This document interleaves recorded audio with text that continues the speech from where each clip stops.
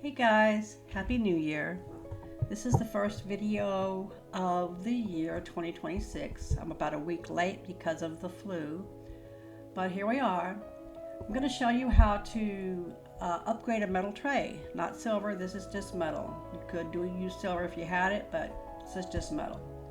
The very first thing I do on my tray is I apply the bonding primer to the front and the back. I apply 2 coats here. And then I let it sit for 24 hours. It's going to feel dry before then, but it's not cured. So if you have the time, let it sit for at least 24 hours. You can do it longer, of course. And then the next thing I do is I like to paint the back of my tray, or do whatever I'm going to do to the back of my tray first, because I don't like the idea of turning my finished front project over, laying it on something, and then working on the back. I'm afraid it'll mess something up. I can always do the touch-ups on the back later if I need to. This color is a color that I mixed together. It's just acrylic black paint, a solid black paint, and then I add a metallic color to it. You could use, I use Worn Penny. I think it's from Folk Art. You can get it at Walmart, Hobby Lobby. But you could add any type of metallic color you wanted to change the color of your black paint. I just like this Worn Penny look because it does give it that old world bronze look. You could add copper, you could add a bronze, you could add a silver, whatever. You could play around with it and make your own colors. But I'm going to put a good coat of that on there. I'm almost out. I need to remix some more soon. But I think I have enough for this project. And now we get to watch paint dry for just a few minutes.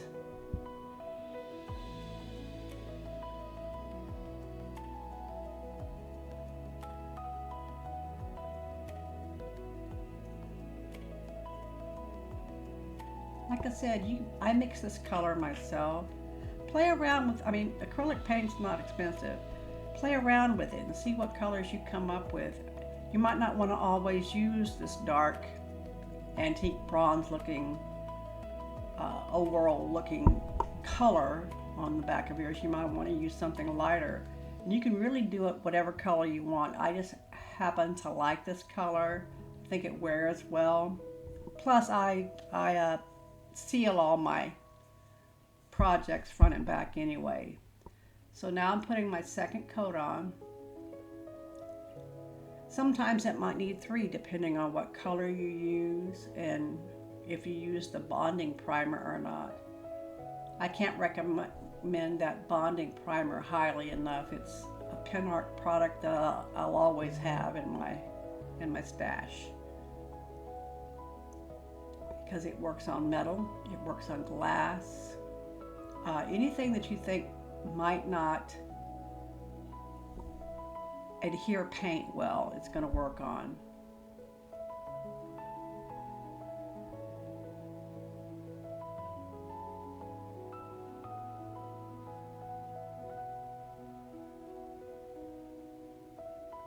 Hope you all had a wonderful Christmas and you're having a good New Year so far. We started our New Year's off, well, we got sick the week after Christmas. My husband had it worse than I did, so this flu's no joke. It lasts 7 to 10 days, and he's probably going to have his cough a lot longer than that. He had it a lot worse than I did, bless his heart. I like the way that's looking. I think it's only going to take 2 coats. And we're just going to dry it really good. You can either dry it with an air dryer or heat gun, a hair dryer, or you can just let it dry on its own. You can do these projects on stages. Paint the back, then go off and put in a little laundry or wash the dishes or start supper. Or if you want to try to do it all at once, use your heat gun and dry it up.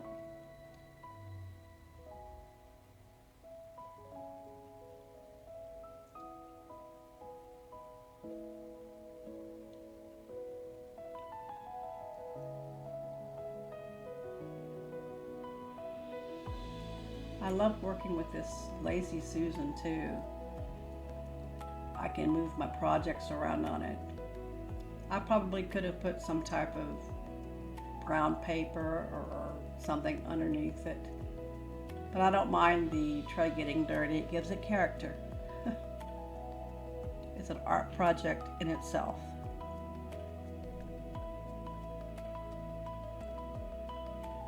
I just love the way that color looks. You can, that metallic kind of comes through that black and gives it just a really pretty, deep, rich color.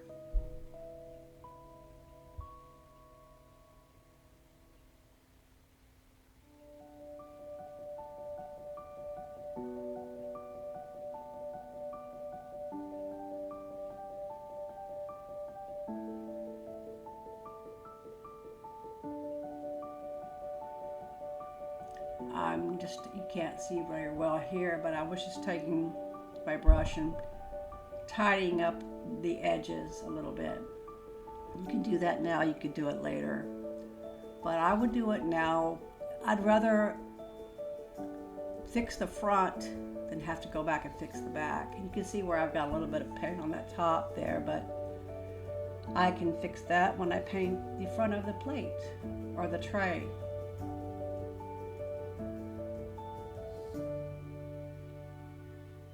I keep wet wipes with me at all times because I am not a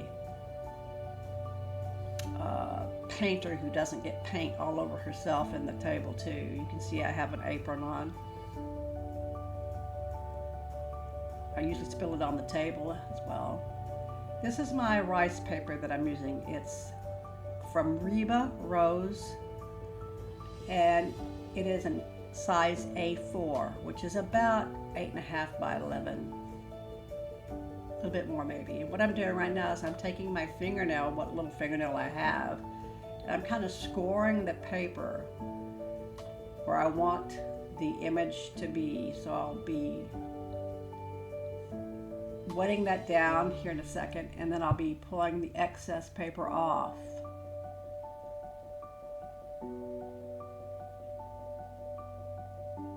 Just get a little brush and some water. Hopefully I don't spill it. And then where I have scored it with my fingernail, I'm just going to go around it with a wet paintbrush to get that area nice and wet. You don't want the paper dripping water, but you want it wet enough that it will tear easily.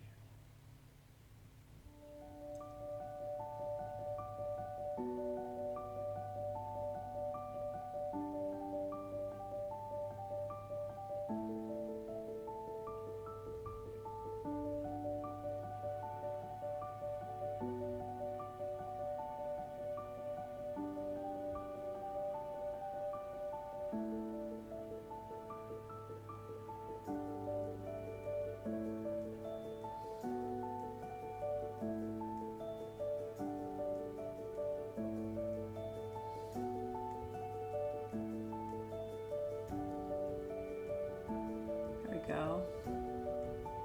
And once you've got that outlined in your watermark, you're just going to pull the excess paper off around your image, and you're left with this really uneven looking picture, which is much easier to hide the lines between the picture and the plate if it's not like a straight line. It's really kind of feathery around the edges. And now that I've got my image the way I want it, the size I want, I'm going to paint the inside of that tray where the image will lay in a white, I'm using a white chalk paint. I think it's chalk paint, might be acrylic, but it's a white paint. That's probably acrylic, it doesn't look like chalk paint. But you want to paint the surface white where your image is going to be. That white or a light color, it doesn't have to be necessarily white, it could be like an ivory or a creamy color, but you want a really light color so that your image on that rice paper will really pop. It makes a big difference. You can try it without, it'll work and it'll be pretty, but your image won't be as vibrant, I guess you'd say, as it is once you have that light color beneath it.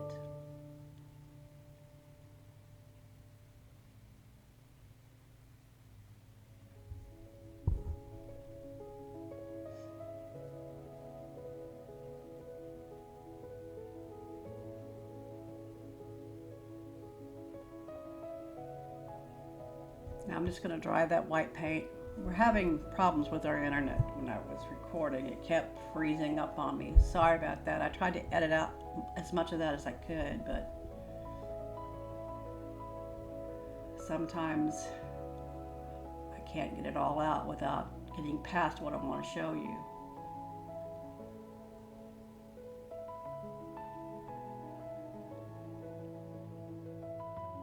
Just make sure that that paint's good and dry.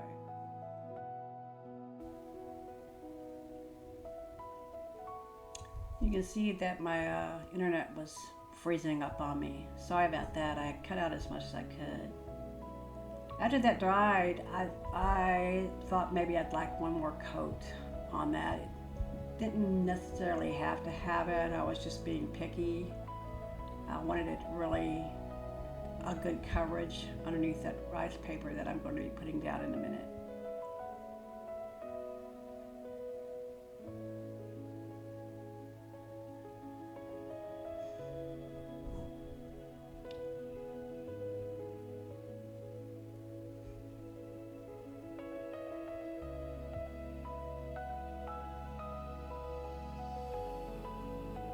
I'm just dipping my paintbrush into that jar of white paint.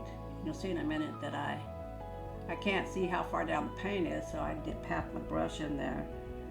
Probably would have been better if I'd poured a little bit out into a little bowl or something, a little cup, but oh well.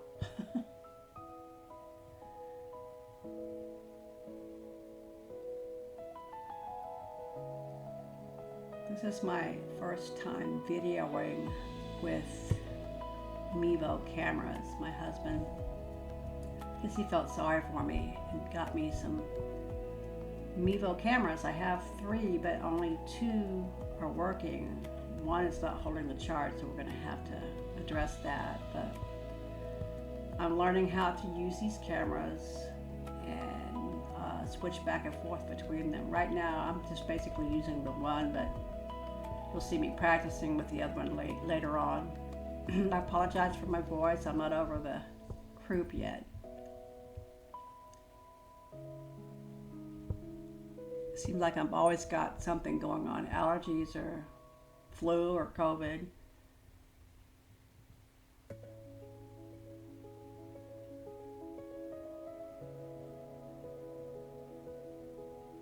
I'm just testing it with my hands to make sure the paint is dry. And when you're using a heat gun, make sure that you're constantly moving it around and that your heat's not turned up too high, because I have actually bubbled up paint from it being 1, turned up too high, and 2, just holding it in the same spot and not moving it around. It's not, I mean, I was going to cover it anyway with rice paper, but if you were painting something that you didn't want to see raised bubbled texture on, like it was sunburn, it makes a difference.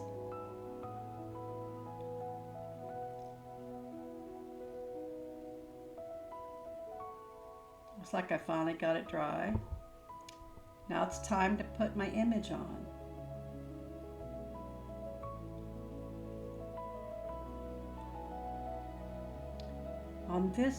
This tray is not a perfect circle, it's more oblong, so as you're laying down your paper, make sure that you have it centered the way you want it. You don't want Jesus crooked on that oblong platter.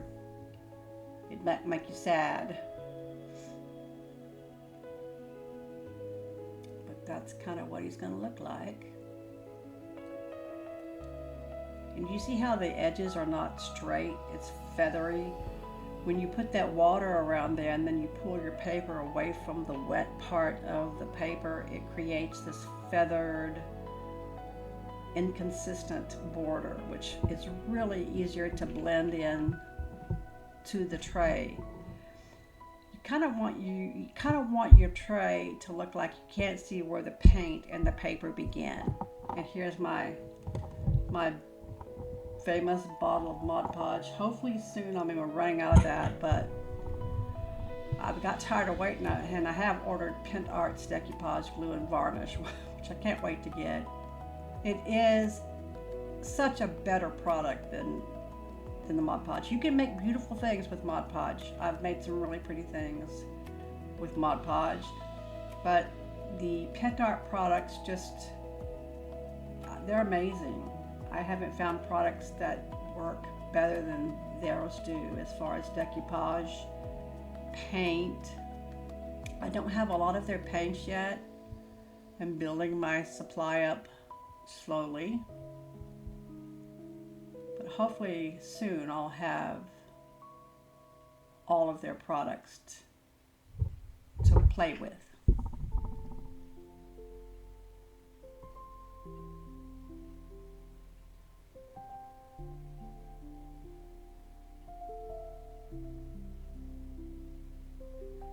And when you decoupage something that has any type of, I would guess, not volume, I'm not sure what the word I'm looking for, but if it's not a small piece of decoupage paper, rice paper, napkin, or whatever, you want to start a little bit at a time. Like a section at a time is what I'm trying to say. Sorry, I'm having a senior moment. But you apply your decoupage medium to a section, then you lay that down on your paper. You lay that paper down on your glue. Then you lift up your paper to where the glue ends, and then raise it up just a tiny bit more so that you don't have any space between your next glue line and the one above it. Just kind of making sure you've got glue up underneath that paper where you stopped before. And then you do another section, lay it down.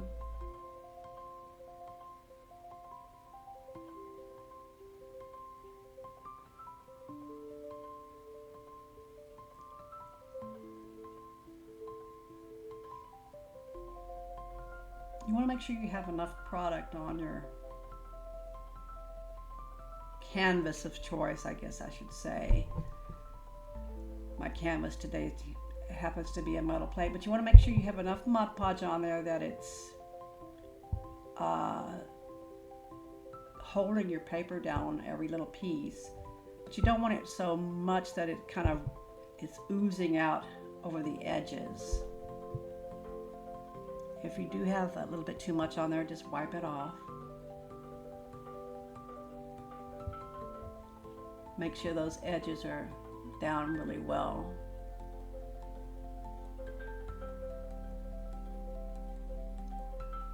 And again, raise your paper up just a little bit higher than where you stopped.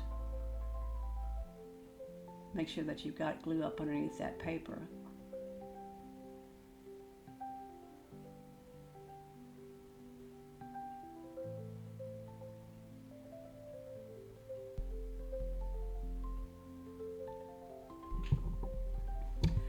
You'll notice that I have all these little paint bottles around the board there. I love using chalk paint on my products, on my projects, because I think it gives it a vintage kind of look. Oh, this is from Decoupage Queen. It's their little squeegee that helps you put your paper down. I love it. Highly recommend it. But anyway, what I do is I take my paints and I hold the paper up next to the paint circles to show you what color it is at the top, and try to match the different colors that are in the paper. Sometimes I can't find a perfect match, but then you kind of have to mix some to make the color that you want. After you've got your paper down, you want to dry it somewhat.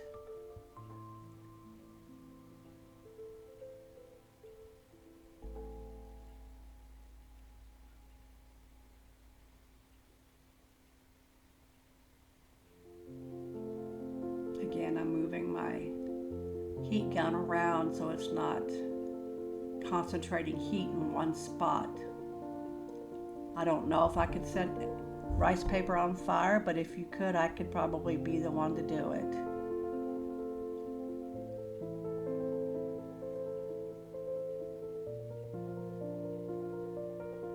Be careful because that heat gun will make anything metal very hot to the touch. I'm just checking to make sure that I don't have any bubbles or if I don't have any edges that aren't properly glued down. If you do, just address it then. Now we're going to add another coat of Mod Podge to the top. This just makes sure that it's, first of all, it acts as a type of varnish, especially the Pen Art product, because there's actually says decoupage and varnish on the bottle. But it will make sure those edges are laying down nice.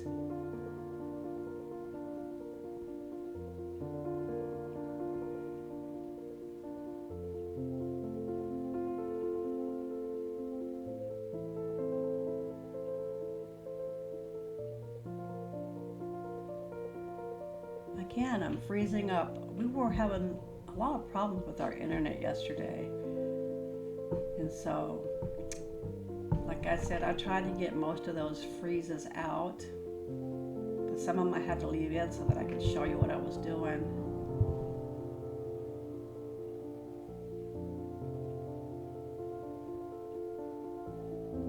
You can see when you first put your Mod Podge on top of your project, on top of your rice paper, it's going to look cloudy, just like any type of white glue does, but it will dry clear.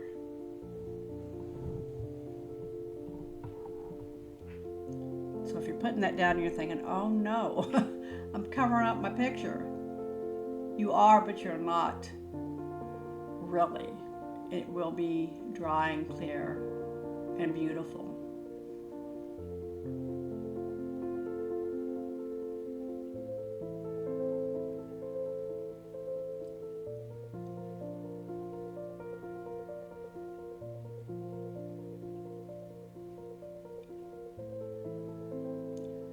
And I tell you, there's so many things that you can actually Mod Podge on. Like, this is a metal tray. You could do it on glass. You could do it on ceramic pottery. You could do it on just about anything. I've even seen people do it on those rattan-looking baskets. It's kind of interesting.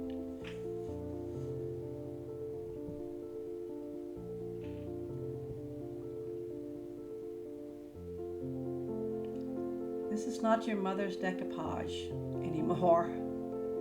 It's come a long way from what it was when I was young. I'm old now. I did used to be young though.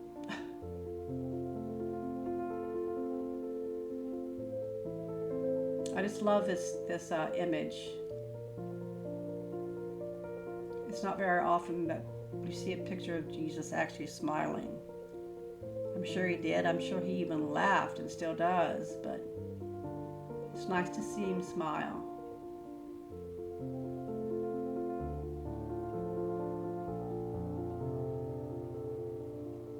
Someday I hope he turns that smile on me.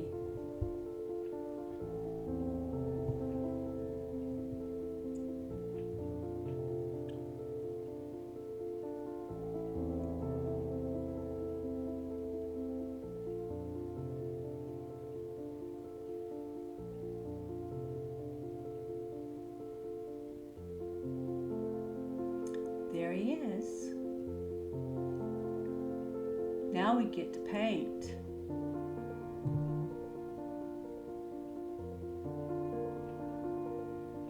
You see how he dried clear? No more cloud.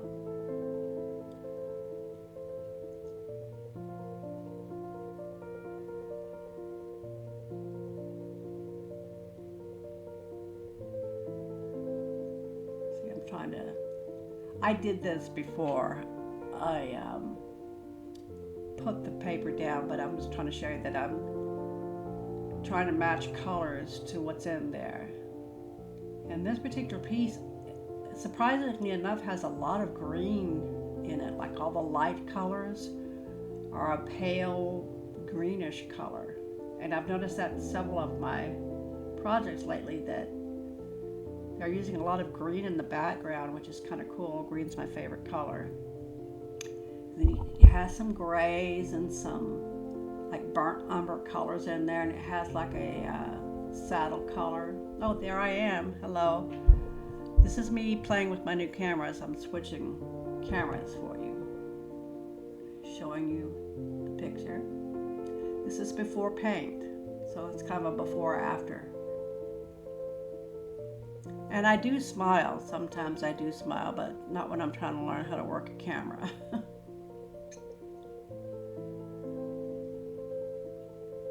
What I like to do, this is just this watercolor paper that you can get at Walmart or any type of hobby store where they sell paints.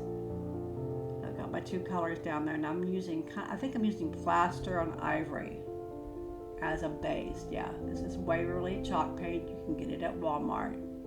I don't remember if they have it at Hobby Lobby or not, but I know they have it at Walmart.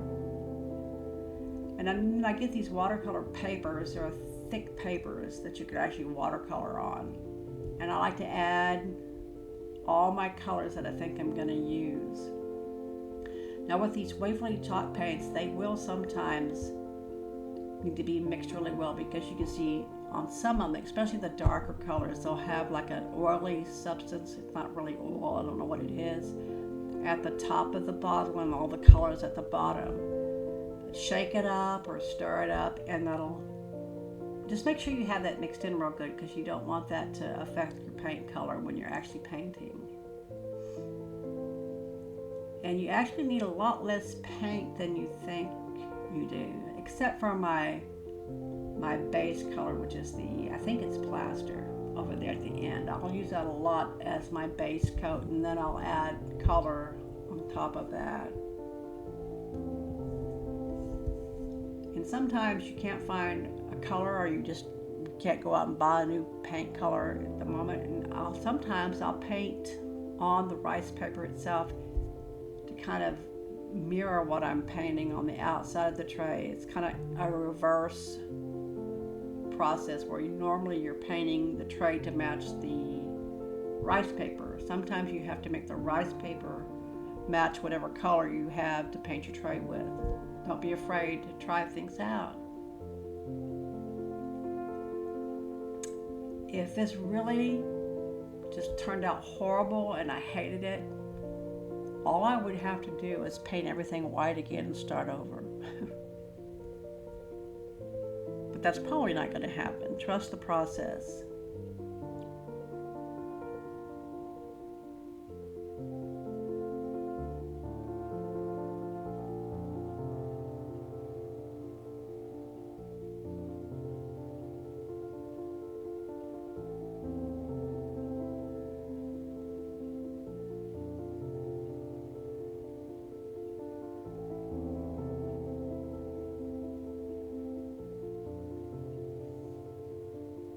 See, I'm trying to get all the colors that I can see with my naked eye that are in that.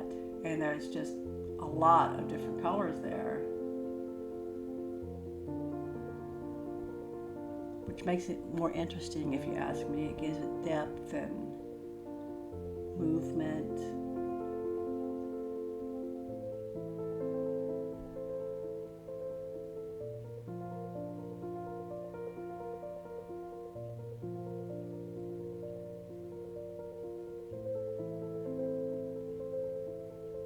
I can't remember if I used all the colors that I'm putting down there. I might have touched a little bit on each one, but I wanted to make sure that I had a choice. That's why I'm not putting a whole lot of one color down, except for that first one, which I will use a lot of.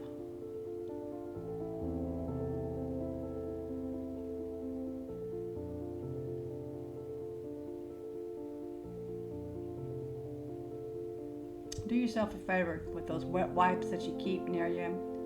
Wipe off that rim a little bit so that it will be a lot easier to open the next time you want to use that color.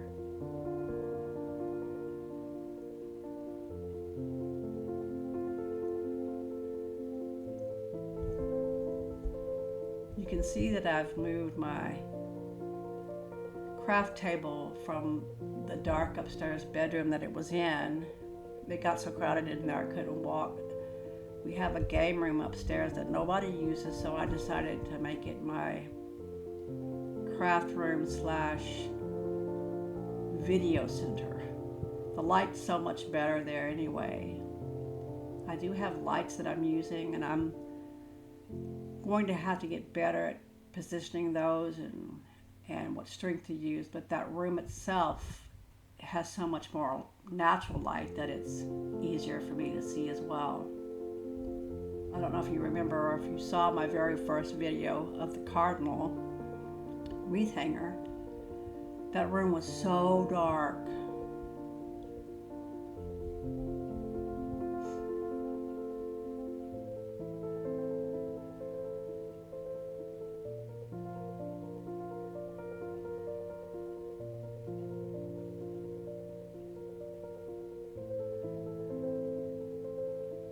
Almost to the end of that. It's one of my, there I go. I stuck paper right over the top of all that paint. Oh well, told you I was a sloppy painter. This is one of my favorite colors from Waverly Chalk Paints. It's called Moss. It's a really pretty sagey green. It will dry out a little bit darker than it looks, and a lot depends too on what you're painting, like what's the undertone. That's what's good about bonding primer too. It kind of works as a neutralizer for whatever color is underneath there that you're going to cover up.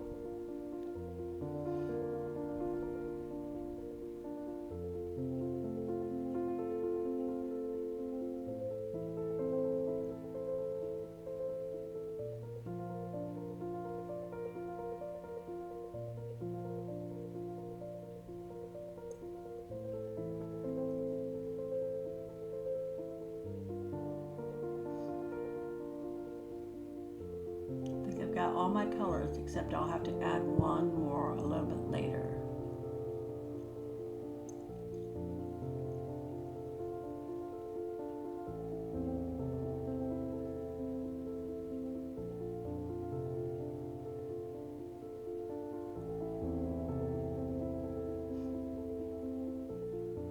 Another thing I like about this paper is a play on dark and light. You'll notice that one side of the paper is really dark and has some grays and almost bluish grays in there with some browns, and then the other side is that light ivory green, sagey green color.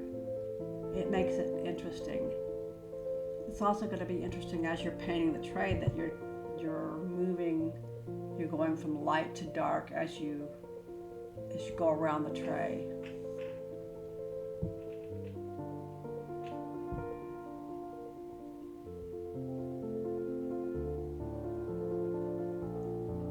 It's like I'm playing with the camera again. It's my first time with these, so I'm getting used to them. I apologize.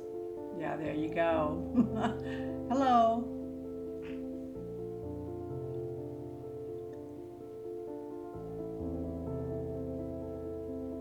Bear with me as I get used to it. I promise I'll get better.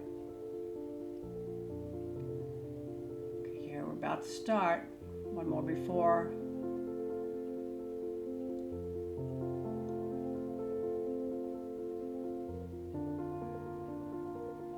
As you see, I like using these little bitty sponge brushes because I like the dabbing effect. I think it's called stippling. I call it dabbing, but I think it's actually called stippling because it gives you just a little bit of texture, and the paint goes on different. It doesn't look, if you just brush it on, you could almost see that brush look. This gives it a little texture because the paper has texture. And I'm starting off, it looks like with the ivory.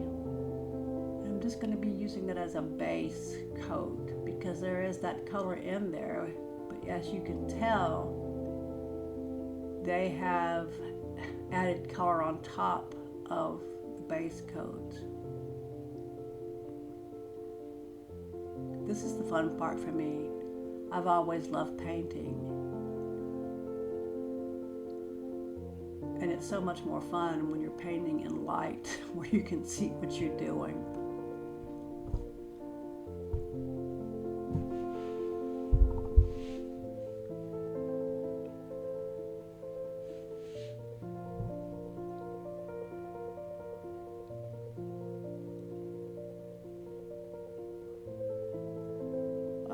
Playing with the camera again.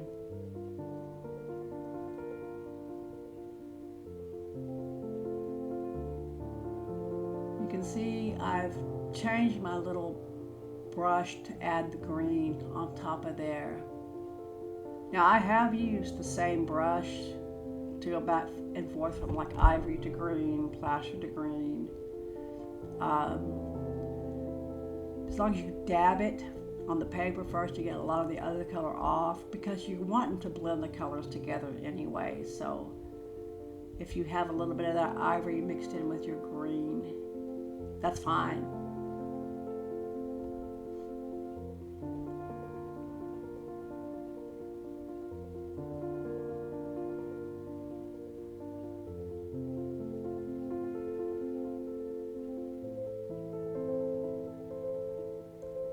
I guess I don't think you can see the colors. Well, you can't really see them very well from here, but as they dry, they'll show up better.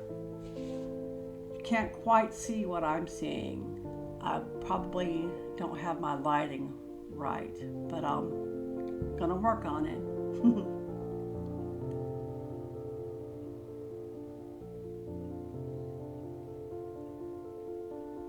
You can see there, I think I've added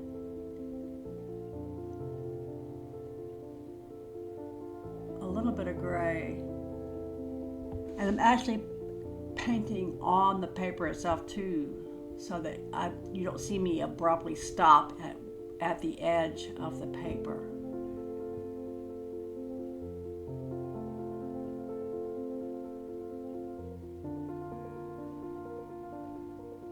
Look, can you see that?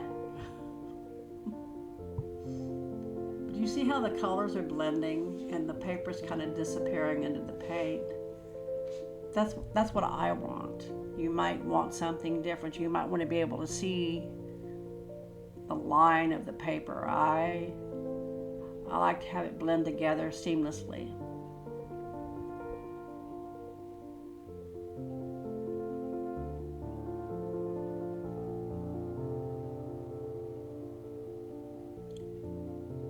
You can see that I'm using those lighter colors as my base again. I'm just going from that white primer looking to something that's softer, an ivory creamy color. It's a softer color than the stark white of the primer itself.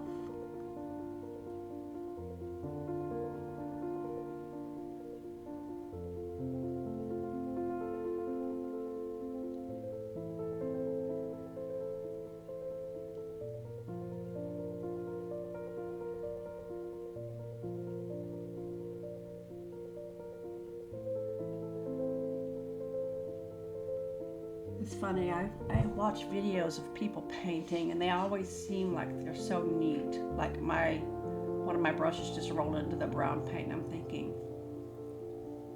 how are they doing that without making a mess? I make a mess.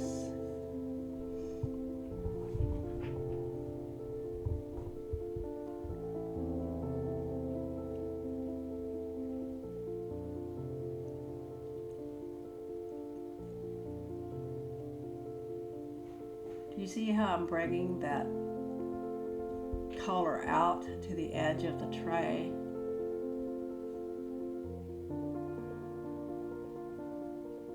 You could paint the whole thing ivory, or you could paint the whole thing that sage green, but it wouldn't look right because there's such a mixture of color in that rice paper itself. Whoever painted that did a beautiful job, I think.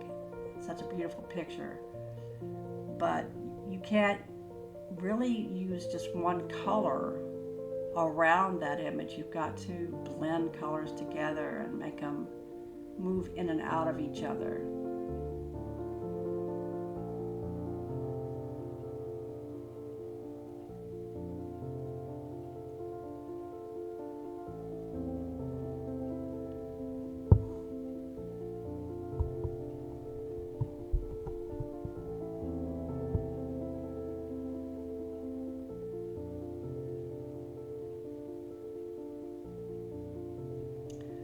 I think I wanted to show you a close-up of how that is coming together there, how it's blending into the picture. I noticed that on my previous videos that you really couldn't see up close. It looked like the camera was across the room, which is precisely where it was. In a place where I couldn't zoom in and out. Now here I'm just adding a little bit of that dark color that you can see in there. Just dab, dab, dab, dab, dab.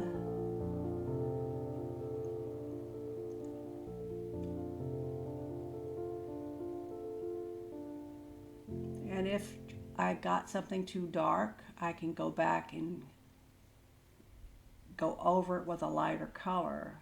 Not completely cover it up, but just lighten it up with just a little dab of a lighter color if I wanted to.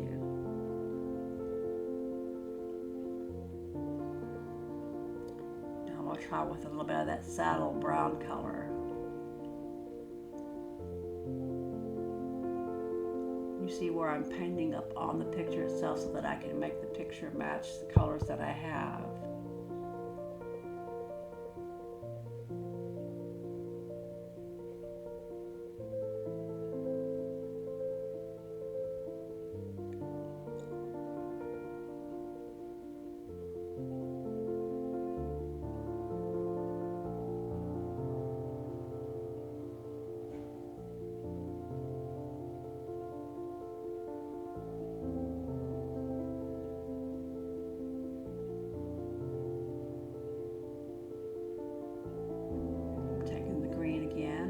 Blending that dark color in there. I really don't want you to be able to tell the difference between where one color starts and another begins. I like to kind of blend it all in towards, like I said before, one color is moving out and into another and vice versa. There's a flow to it. There's not an abrupt stop.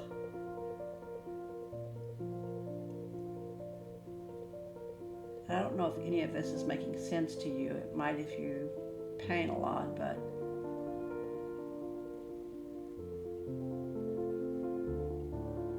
I've used this example before. When you look at a tree and you look at the green leaves in the tree, it's just not one tone of green. There's different tones of green. There's even different colors. There's browns and reds and yellows, and they're all kind of flow in and out of each other to create what looks like from a distance a green tree.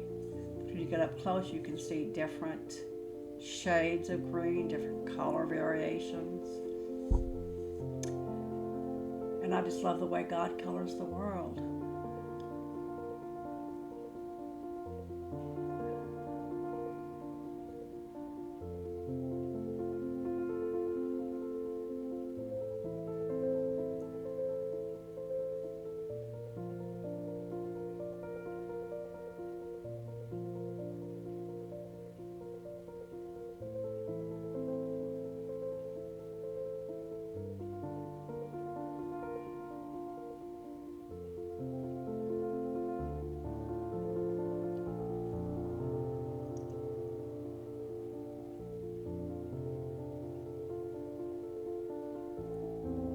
I'm kind of blending the brown and green together.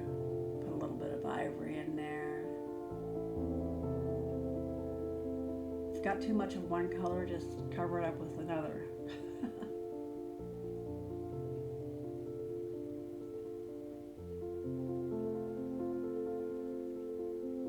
Take your time. I mean, if you have to stop and look at it for a while, study it, see which way you want to go with your colors. Get up, take a walk, get a cup of coffee, come back and look at it. Now here, you're wondering why I'm adding this pink. He's got some flesh tones right around his, in different places. They almost look pink. I don't know if you can see them.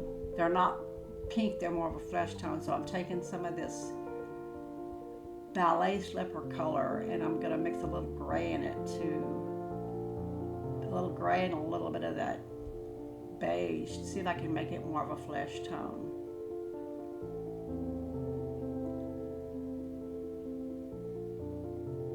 And it might be something I have to play with a little bit more because I see that pinkish flesh tone up here where I'm painting, and there's some down in the other corner, bottom corner.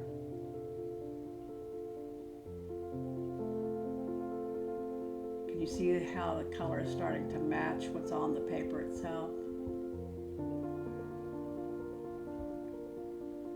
You just kind of sometimes have to play with your paint, so to speak.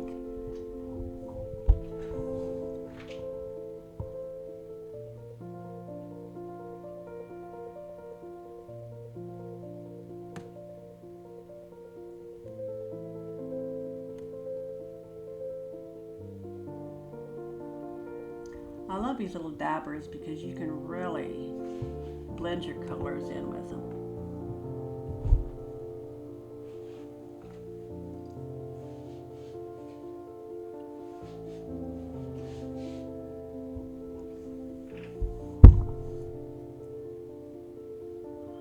I think I got closer there because I wanted you to see how the colors are starting to blend together.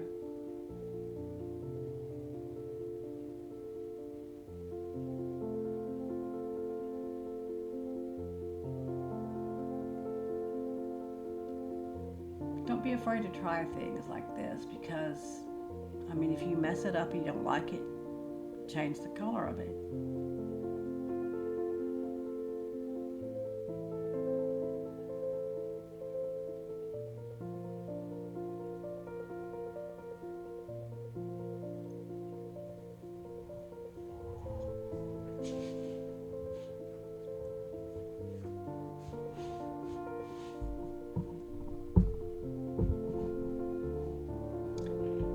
To practice blending colors, you could try something a little cheaper. Rice papers themselves are not that expensive for what you get. They're beautiful. Different sizes or different prices, but you could also use a napkin. Just apply a napkin to something and then try to match the colors. This is one of those sea sponges, and I like to use those to help blend the colors together.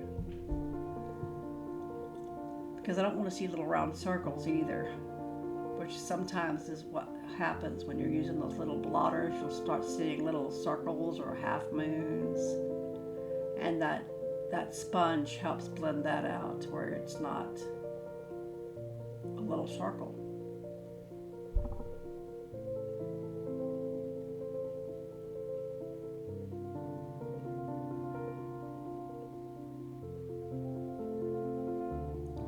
Decide at this point, do you want to take the colors out toward the edge? Do you want to leave those colors where they are and just create like a border around there? I kind of like spreading them out toward the edge a little, if not all the way, depending on the picture.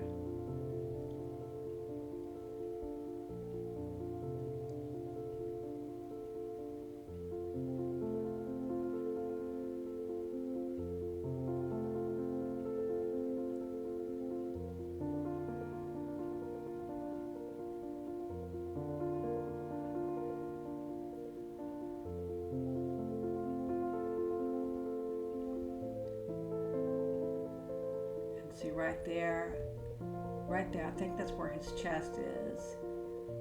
I wanted to kind of match that color more with the pink that I created, or the flesh tone that I created at the top. So I'm painting that area so they don't look like, so it's more cohesive, I would say.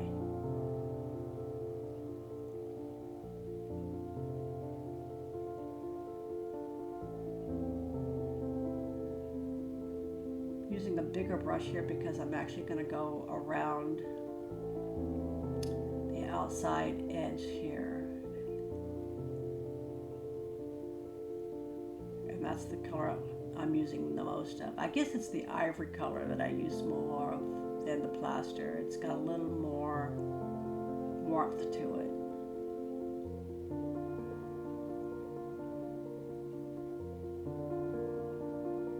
Said, hopefully someday soon I'll have some of the pen art paint that I can play with. But until then, you use what you have or what is convenient for you to buy. These paints are all at Walmart.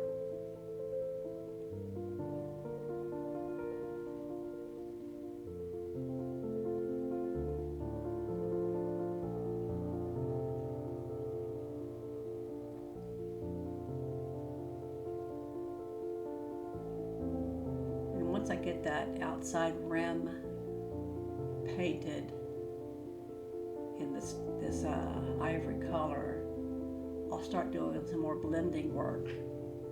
So there's not just like a rim around my paint, my picture.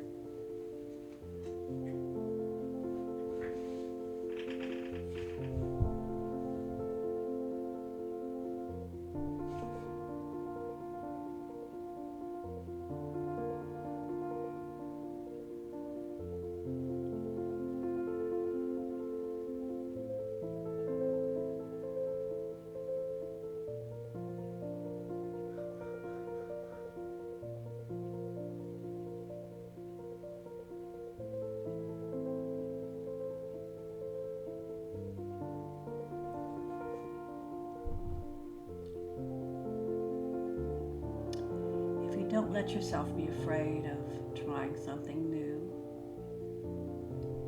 It's such a peaceful thing to paint, to create something pretty. It's my happy place. I'm just trying to show you here where the colors are blending together. Now all these colors will dry just a little bit darker, so be prepared for that, but we're going to put some antique gel on it later anyway, so not to worry. You may not like the vintage antique look, that's fine. Once you get it painted, you can put a varnish on it or some type of sealer and be done with it. But I'm really into the vintage crackle old world look right now. Will that change? Maybe. Maybe I'll always love it. I know that I have for a long time. But you don't have to. You don't have to stay with that. You can keep it newer looking. That's fine. It's a personal preference.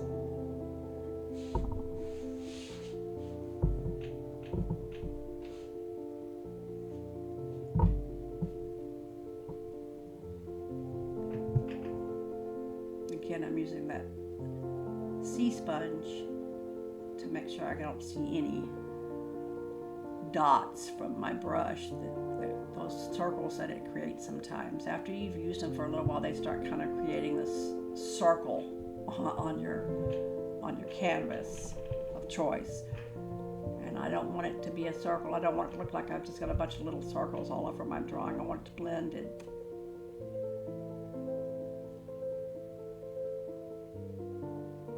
You could even use acrylic paints. You don't have to use chalk paints.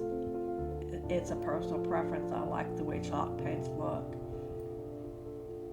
They naturally lend themselves to look older.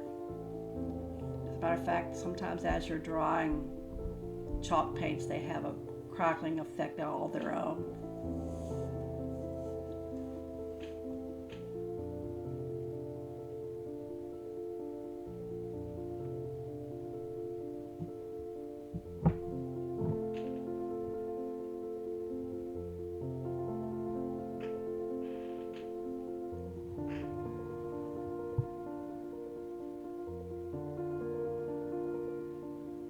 I think for the near future that I'll be doing more videos than lives. I'm technically challenged person. I freely admit it. The internet and the airwaves and all that is like magic to me. I don't know how it works. My husband, he's really good at that stuff. I'm not. But he can't paint, so I think we're even. But I'll be doing a lot of recordings. I want to get used to working with the cameras. I want to get used to feeling natural on them. I'm not a person who likes to have their pictures taken. I'm more of a behind the scenes person than I am here, there's a camera in your face. So I'll be doing a lot of videos, and maybe every once in a while I'll throw a live in there until I'm more comfortable with it. The last few lives I've done is either something, a camera will disconnect or the internet goes down or something crazy, and I just got to the point where I thought, hey, I'm telling people I'm going to show up at 4 o'clock and it's 4:15 by the time I get on, or this camera stops working and I have to do a part 2, and part of that's my fault, part of it's the internet, but I'm just not comfortable with doing full-on lives. I did some with my grandsons that was fun, but I'm just going to do these for a while. It's more comfort for me at this stage. I'm just,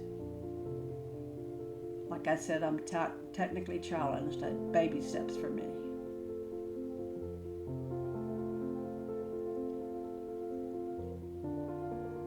I'm looking at this picture from this angle and it looks like somebody's taken and cut half his head off, but it's actually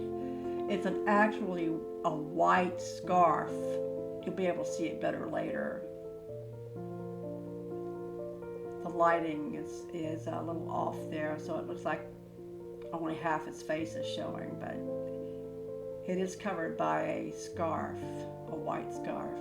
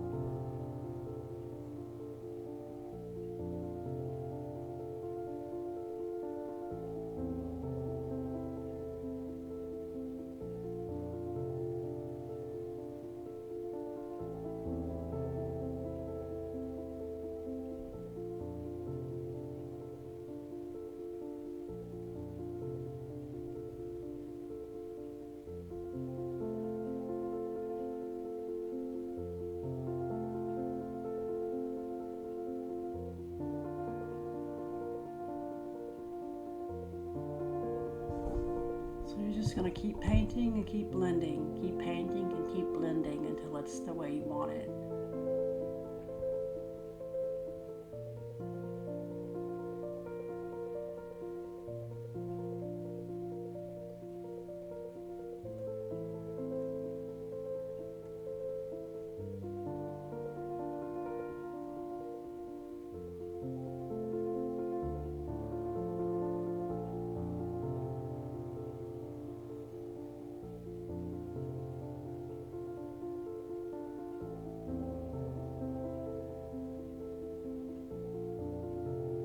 I'm looking at the rice paper image and I'm thinking, gosh, would it be wonderful to be able to draw a face like that? I'm really grateful that there are people out there who can and are willing to share it.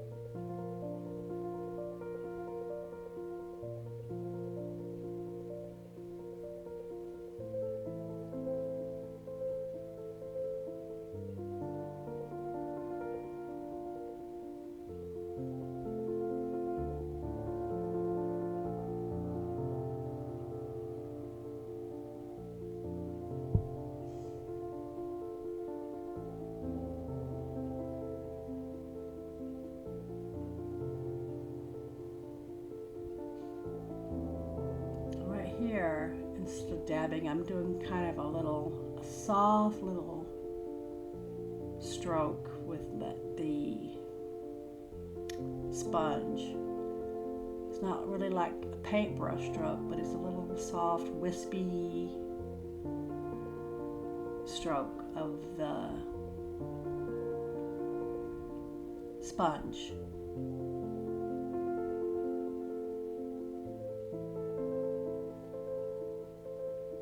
I'm not saying you can't use a paintbrush. You could if you wanted to make long wispy lines and things like that. Use a small paintbrush.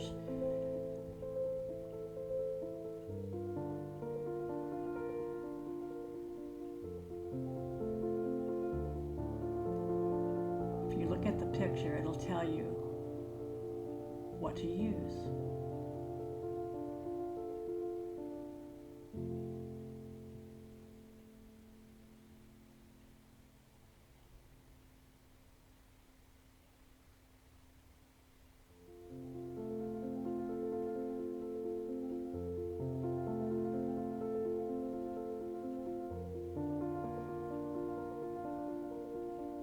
The actual painting part will take the longest, depending on your image. But just relax and enjoy it. Turn on some music, listen to a book on tape, a podcast. I personally love those videos on YouTube that show nature scenes and have pretty music behind them. A lot of times put those on.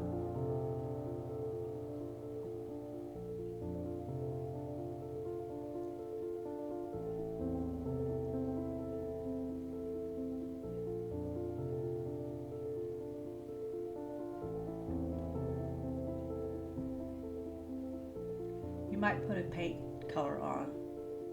For instance, sometime you might put a paint color on, you thinking, oh, that'll be pretty, it's going to match well, and you look at it and think, oh no, what have I done? Don't panic. Either let it dry and see how it really looks once it's dry, or paint over it. Add another color to it. Trust your process.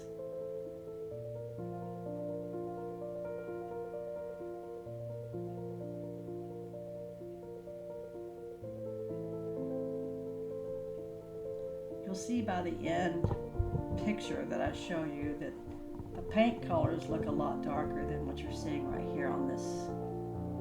A lot of it has to do with the lighting. Like I said, I probably don't have that right yet. I'll figure it out. I'll pray hard.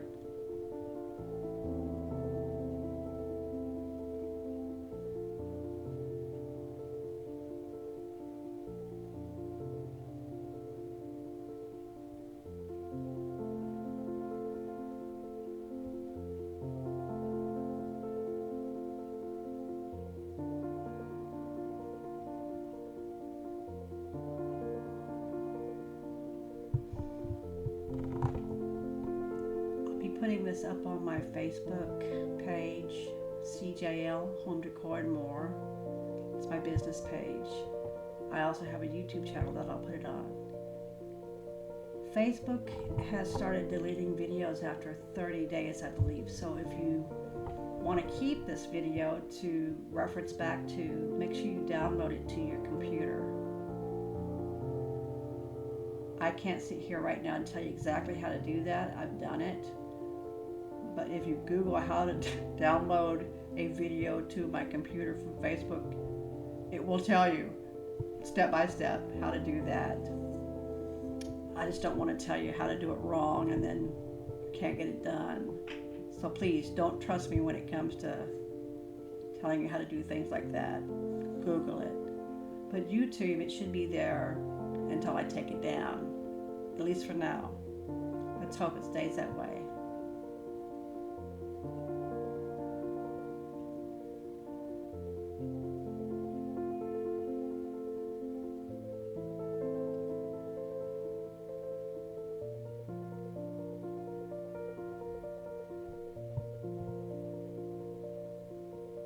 I'm fairly new to YouTube.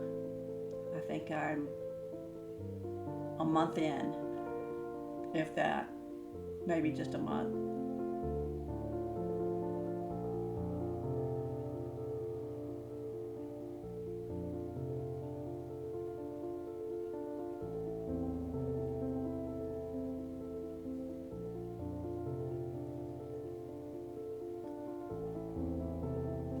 Looks like we're getting there. We've almost got the painting part done. Of course, you can look at it and keep messing with it forever. At some point, you have to decide it's finished. Because you could sit there for hours upon hours and just adding a little bitty dot here or a dot there. At some point, you need to finish. You need to finish the project.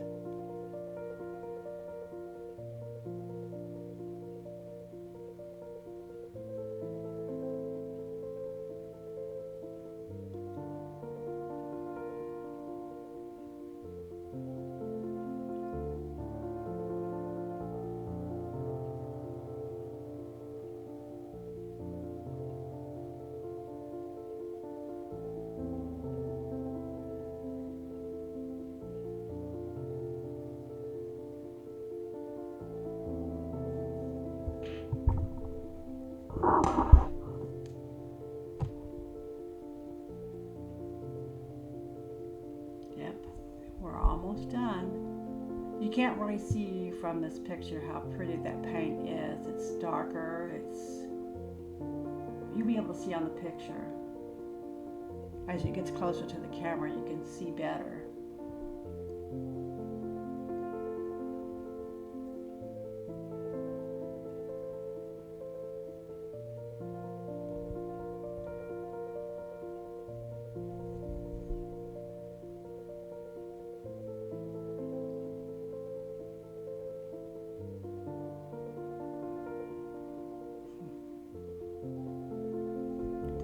Didn't I paint my hands pretty?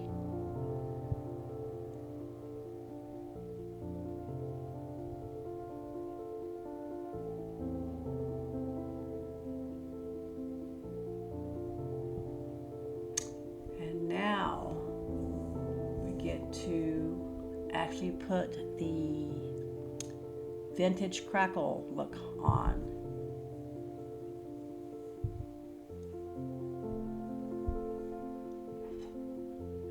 I use PentArt products for this. I haven't found a product that works better. I think they're wonderful. And I'm going to be using the fine line crackle. and it comes in two parts. There's a component 1 and a component 2. Of course, you start with component 1, and it looks a whole lot like you're putting Mod Podge on.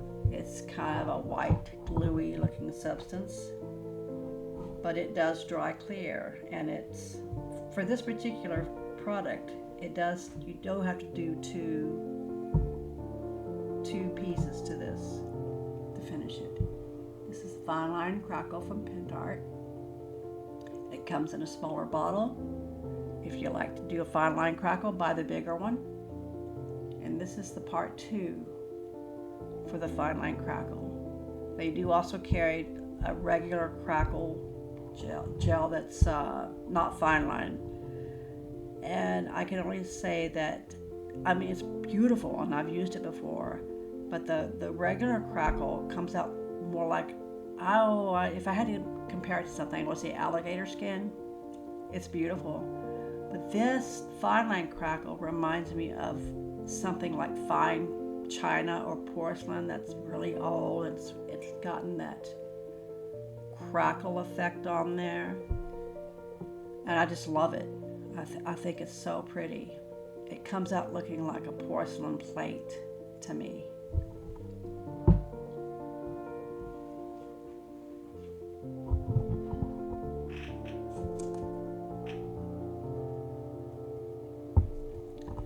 It's about the consistency of a Mod Podge 2 or Elmer's glue. And when you're putting this on, you want to make sure you've got enough product on your brush that the brush doesn't drag and catch. But you don't want it, again, puddling up on your tray or whatever you're painting it with.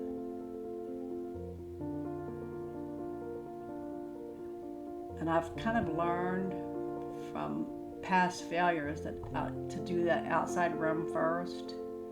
That way, if it does kind of run into the bottom of the tray, you're going to catch that when you put the product on the inside, bottom part of that tray.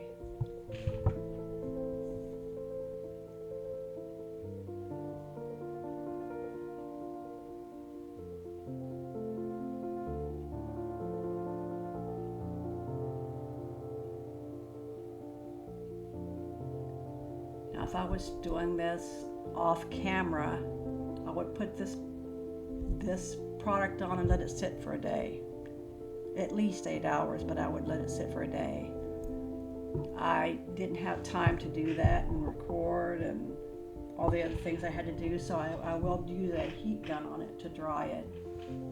But if you have the time, put this part on and let it sit for 24 hours.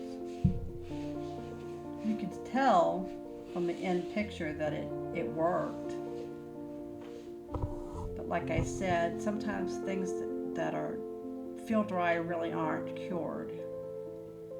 And this first part, you want it dry enough to where it doesn't look like glue anymore. You want it to be clear, not cloudy at all. It needs to be perfectly clear before you put the second component on.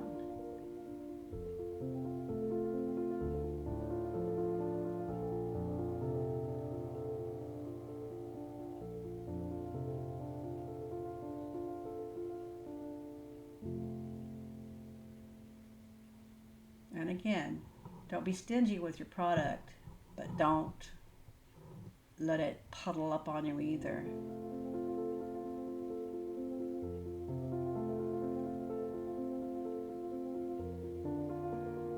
You can see how cloudy it is. It looks like I'm covering it up with Elmer's glue.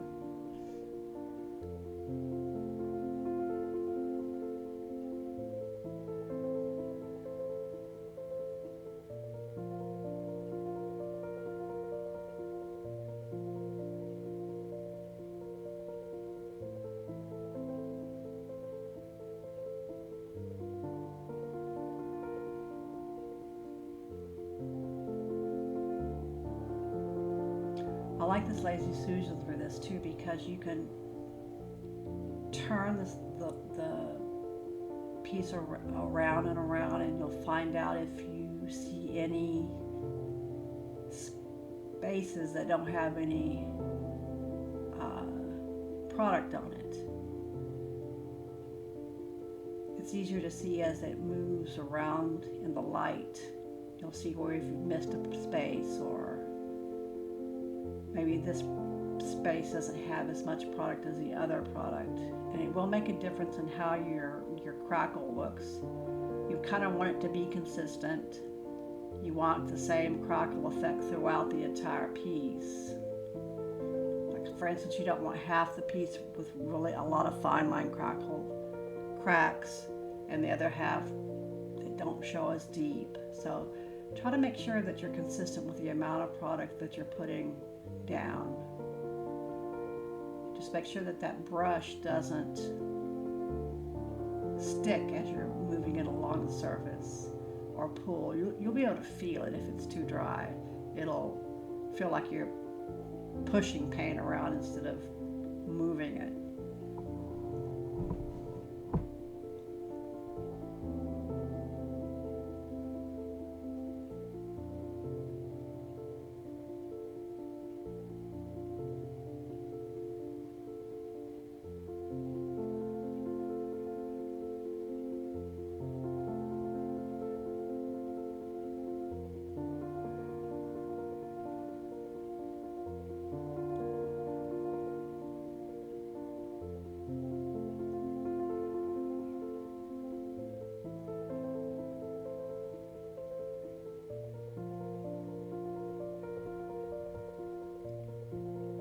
When you're going around and looking for bare spots, make sure you're not taking product off when you're trying to put it on. When you're trying to put it on, just be careful that you're not going over something that doesn't need to be gone over, because you can actually remove instead of put on. Now, once you've got everything covered, you're going to let it dry for 24 hours, right? That's the hardest part, is the waiting. But through the magic of television, we are going to dry this one enough to put the second part on.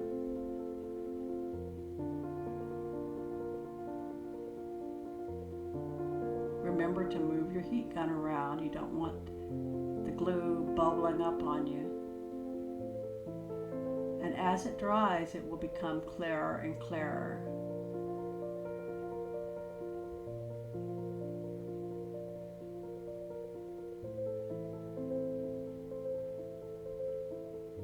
And how long it takes to do this part, it all depends on the weather, where you're doing it, what room you're in, what you've put it on top of, what you've applied it to.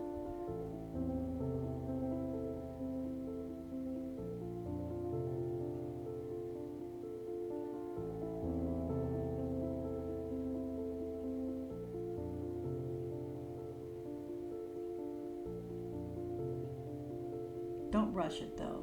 Make sure that there is no cloudiness at all. It's completely clear before you go on to that second component, number 2. And that's when, after you put that on and it starts to dry, that's when your cracks form. And it's so cool to watch. I mean, you can walk away, come back, there's a few cracks. Walk away, come back, there's a few more cracks. It's fun to watch.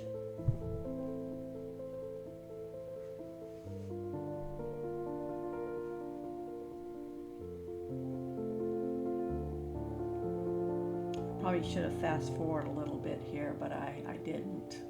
Sorry. It's like watching paint dry, but we're watching glue dry.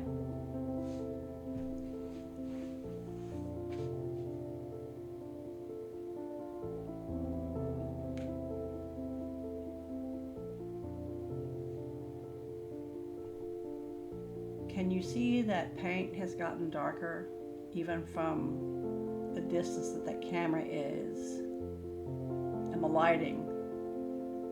You can tell that it's changed. It's gotten deeper and more vibrant. Also, component one, it almost has a varnished look, so it makes that chalk paint look less dry.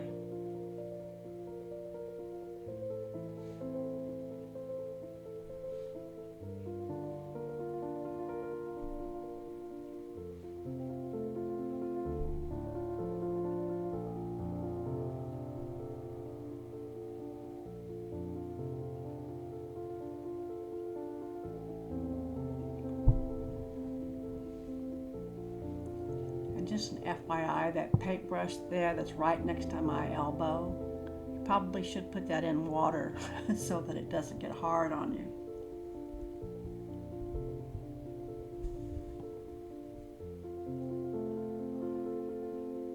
Now you can really see it start to dry up now, and it almost looks like it has a coat of varnish on it. But there's still no cracks yet.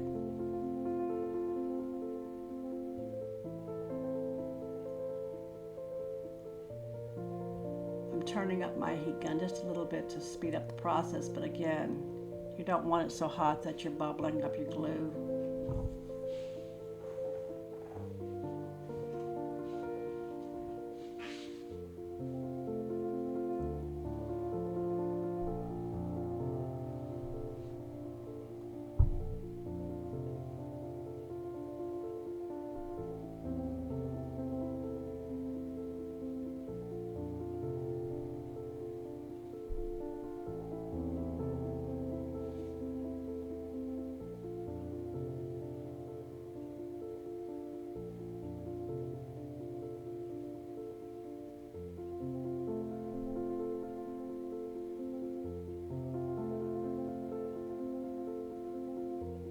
I think in the future that I will speed this part of the video up so that you're not actually having to watch it dry.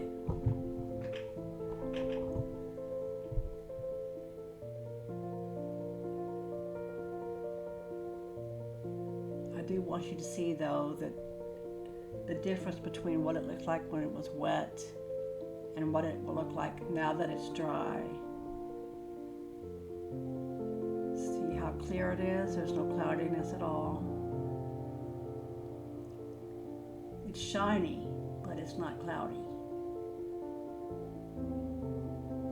Now it's time for part 2, and this is what gives you your cracks.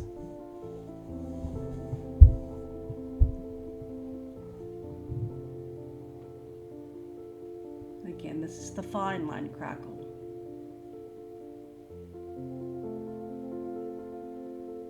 If it came in a bigger bottle, I'd buy a bigger bottle. That's how much I love it.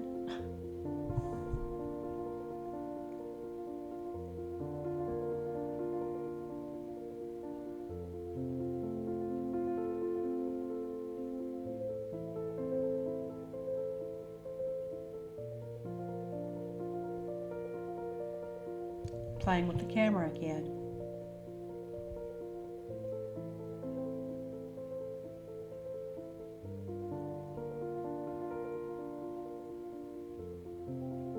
You can see where I had that little stamp there. I should have waited to stamp until after I had this fine line crackle product on here, but to me it kind of looks like part of the picture, which is I'm okay with, and I can kind of fix that later, re-stamping it. I'm not mad about it. It looks rustic and part of the picture, so I'm just gonna go with it.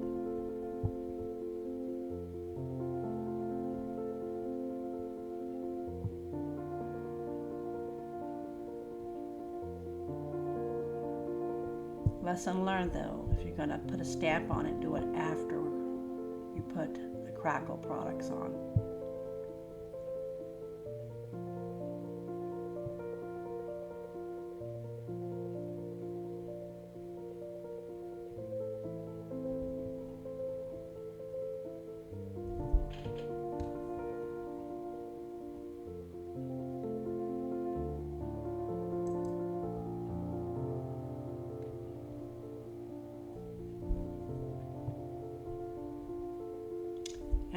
with this product, it's like before, you want to put enough on your brush that your paintbrush is moving, gliding across the surface easily. There's no catching, or you don't feel it dragging your product around.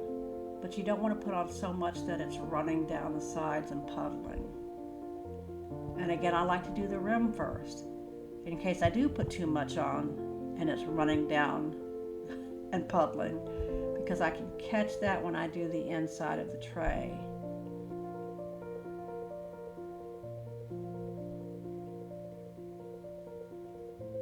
And some people probably wouldn't even do the rim. You don't have to. They would just put the crackle on the inside. But I like it all the way around. I like the whole piece looking crackly.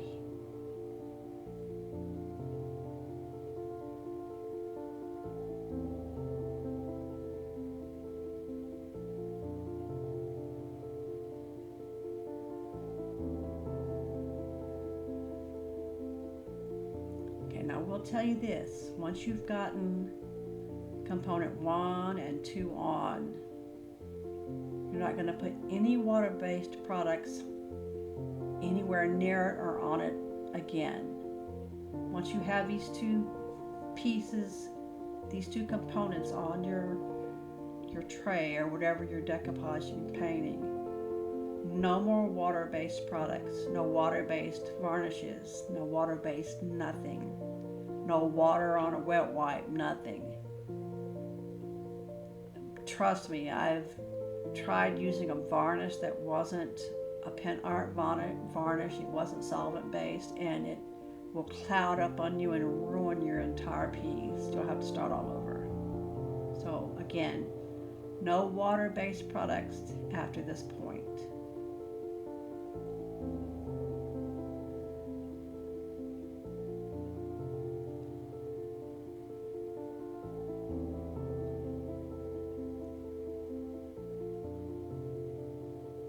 And just make sure that when you're putting it on, to move your tray around.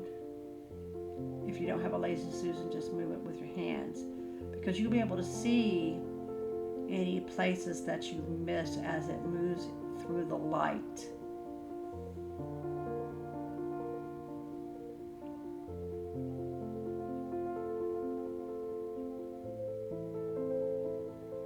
I've learned this the hard way.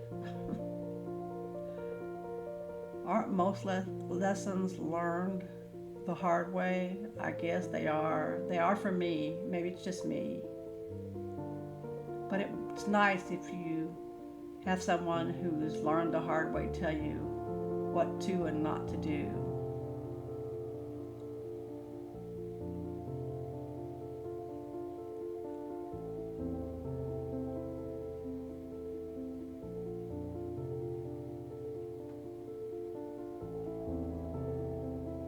Now, if you had the time again, you would let this part dry overnight. At least 8 hours, but overnight preferably. And I'll say it again, and I'll keep saying it. It might look dry, it might feel dry, but it hasn't cured yet.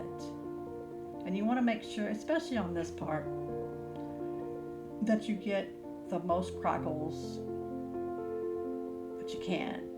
You want the most bang for your buck, so to speak. So rushing the product, I don't know, this one came out good with the heat gun. It came out really pretty. But sometimes I wonder, would I have gotten a deeper crack? Would I have gotten more crackle over here if I'd let it just sit overnight and left it alone? It's up to you. If you've got the time, take the time. That means this project would have taken 3 days, because I would have first put on the Art bonding primer, 2 coats, let it dry overnight.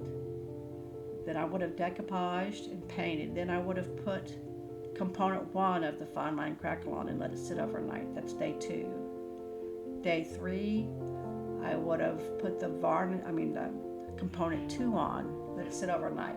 Actually, 4 days. Day 4, I would have put the varnish on. Not everybody has time to do that. Not everybody does. I understand that. So do what you have to do to make it. But in the if you could, if you had the time, that would be the most perfect way to do it. Day 1, bonding primer. Day 2, paint and decoupage. Then make sure that's dry. And then you put your component 1 on for your fine line crackle. That's day 2. Day 3, you put component 2 on. Let it dry. Day 4, you varnish it, and it's done. Of course, you need to let your varnish dry before you ship it off or handle it, but it's really, in a perfect world, it would be a 4-day process, but not many people have that time, and I get it.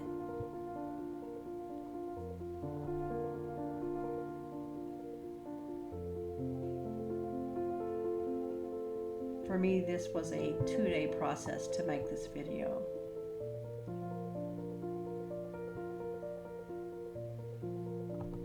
Because I think on the first day I did the bonding primer, and I did let that sit overnight because I wanted to make sure that that was nice and cured so that my paint wouldn't just peel off that metal tray.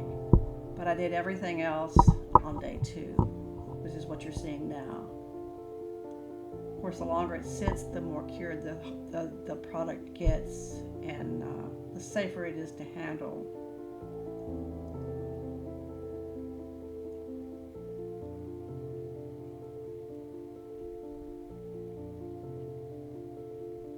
As it dries, you're going to be able to begin to see the crackles. You can't really see it right now. The lighting is kind of off. And it's like I found a space where I missed some. I can see those little spaces that look like holes. That's places where I didn't get the component 2 in there. So I'm just filling those in. But as it dries, you will see the cracks start to form, and it's so pretty. You won't be able to see them fully until you start adding your antiquing paste or your mica powder or whatever you're using to fill in those cracks with color.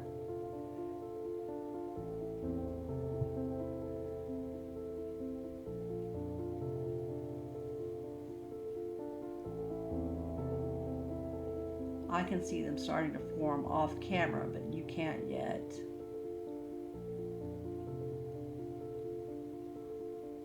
I can actually see it now on the camera because I know what I'm looking for, but they're starting to form now as it dries.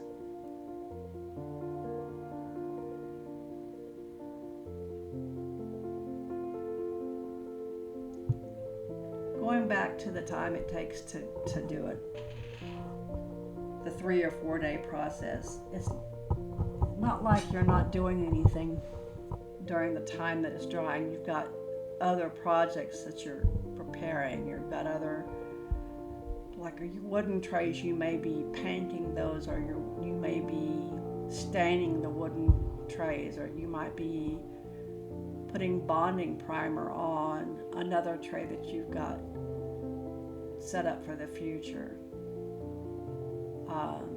Just because you're letting something dry doesn't mean you're not working on something else. And of course, then there's always housework and laundry and all that kind of good stuff.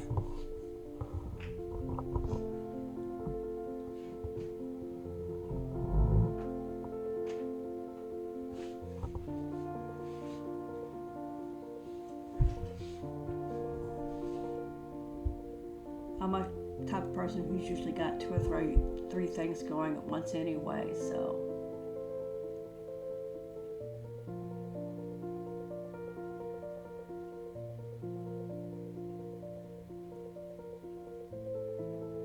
Can you guys see the cracks starting to form?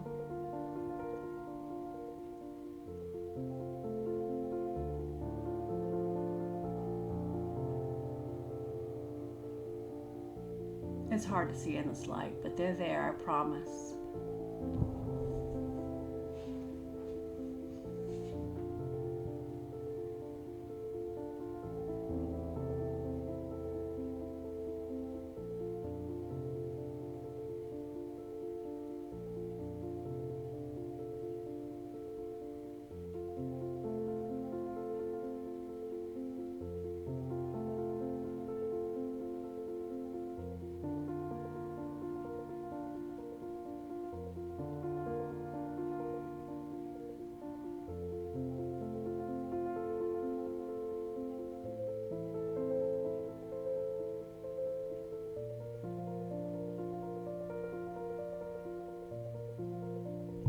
They're hard to see, but they're really there. Wait till you get the antiquing on there.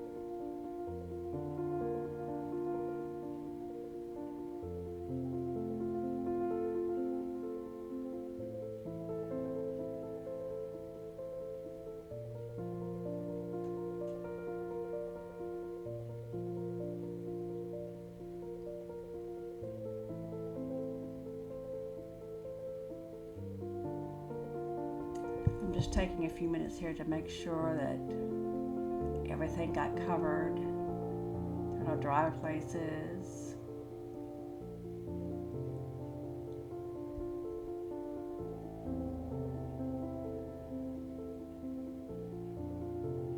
Once you're satisfied with it the way it is, you can go on to coloring with your antiquing gel or your mica powder. I've used both. I really love the antiquing gel for this piece though. I'll tell you, you're going to need a pair of rubber gloves or nitrate gloves or whatever kind of gloves fit your fingers.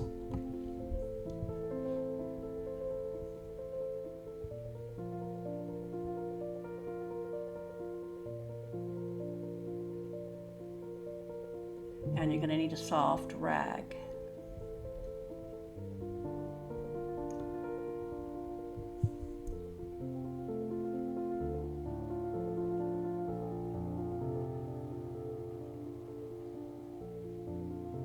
And see, you can see the cracks now. They don't stand out a lot, but you can see them. It's had time to dry a little bit since I showed it to you last.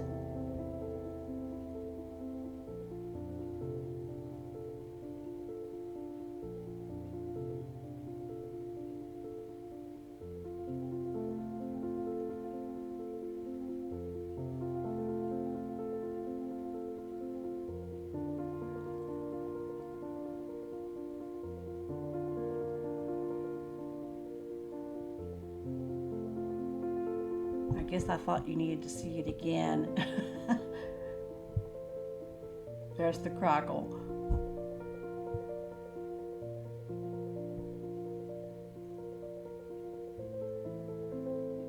Oh, I guess I thought you needed to see it yet again. I think I was worried that you wouldn't be able to see it at all. But you can see it, it's there. Next time I'll know.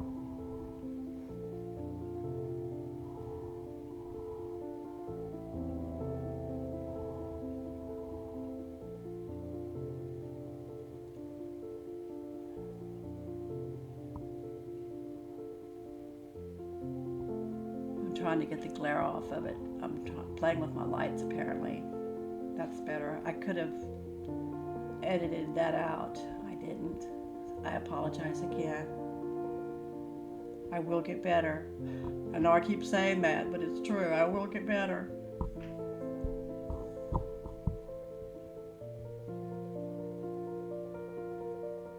And I'm going to be using PintArt's Antique Paste in the color Umber, U-M-B-E-R, Umber.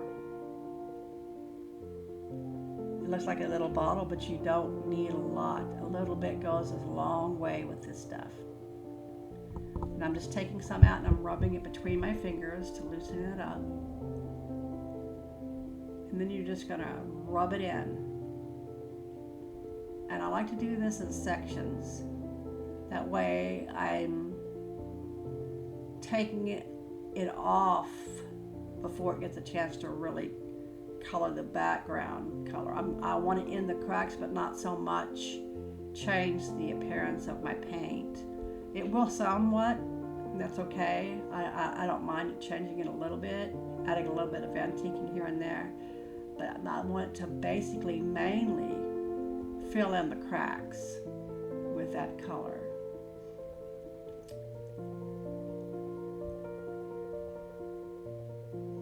So you're basically rubbing it in and rubbing it off.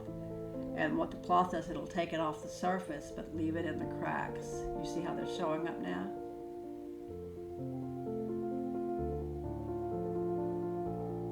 And PintArt has some metallic metal pigments, mica powder type product. They work really well on this. But the antiquing gel will give it more of an antique look, I think, or antique paste. They have a paste and a gel. This is the paste.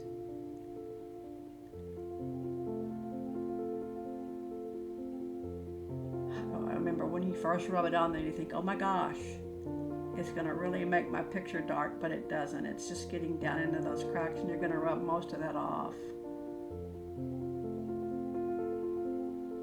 Just really rub it down into those cracks well.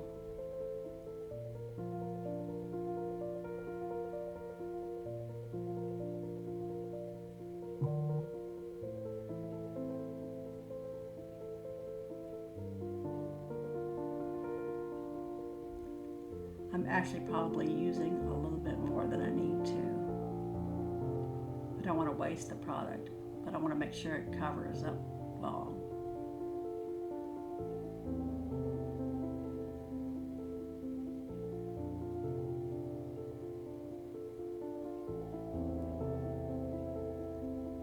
And I do recommend doing a section at a time. I mean, if you don't mind it getting really dark everywhere, you could leave it on for a few minutes and then rub it all off at once. But depending on the size of your piece, I mean, if you had a very tiny piece, you could do the whole thing at once. But if you've got a tray or a platter or something that's a larger, a piece of wood maybe that you're making a picture out of, I would do it a section at a time. That way you're controlling how much you're putting and leaving on your project.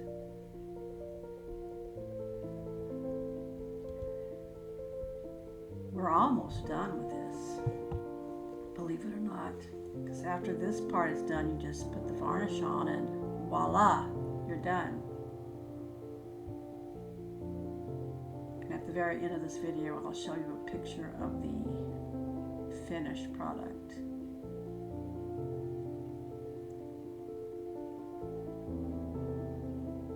Playing with the lights again. There we go. Just leave it alone, Cheryl. Just leave it alone.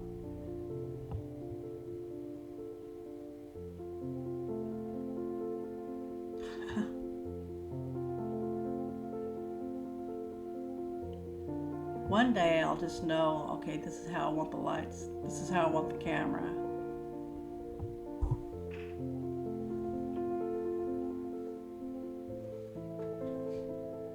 I think what I was trying to do is reduce that glare.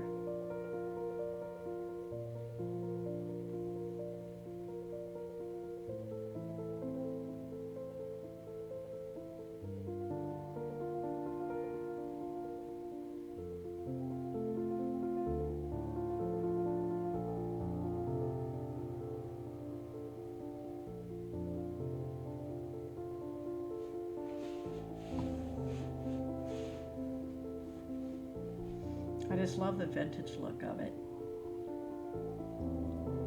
Like I said, you don't even have to do any of this part after the paint.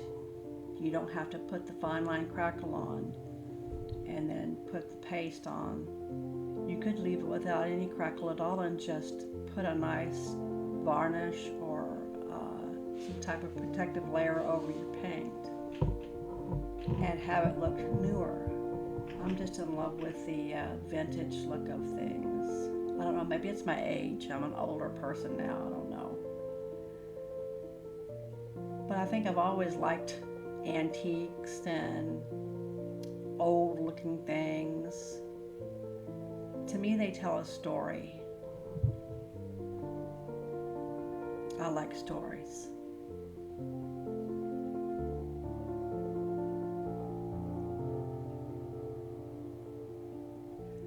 That's why I like old churches. I look at an old church out in the middle of a field somewhere. We have a lot of them here in Texas.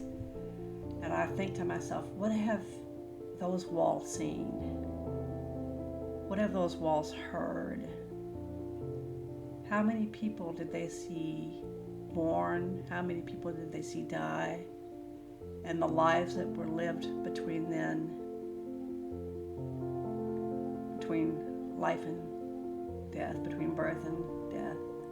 And I just wonder, what did that church see? What did those walls see and hear?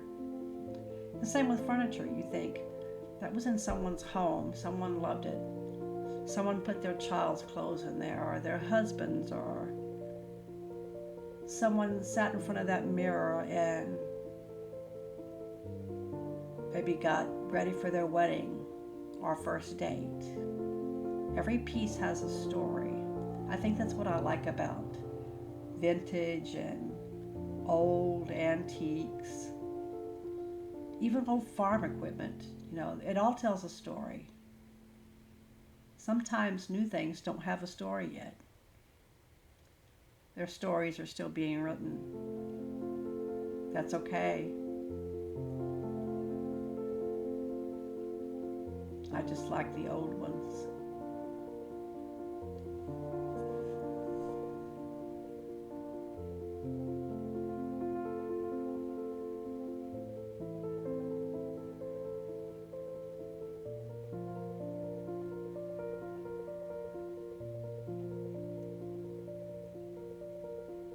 I think next time that I'll see if I use less product on the antiquing paste, if I get the same effect. If not, you can always add more.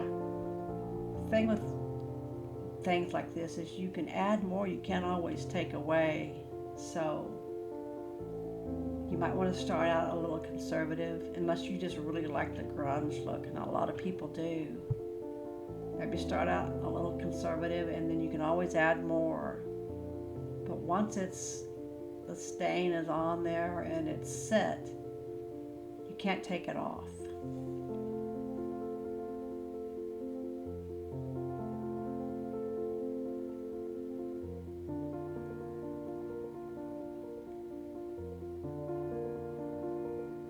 I think I'll have to try one of these projects with some of my grandsons. I probably won't do 6 at once like I did with the garland, although it was fun. There was no paint involved, only glitter and glue, hot glue.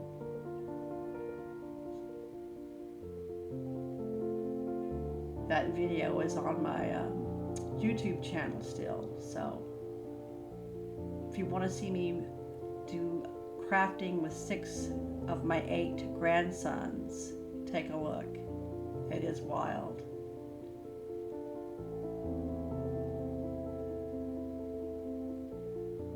But it created a memory that I'll never forget.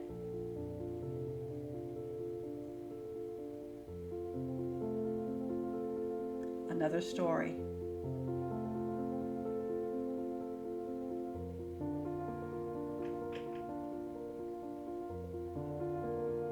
Now you can really see the fine lines.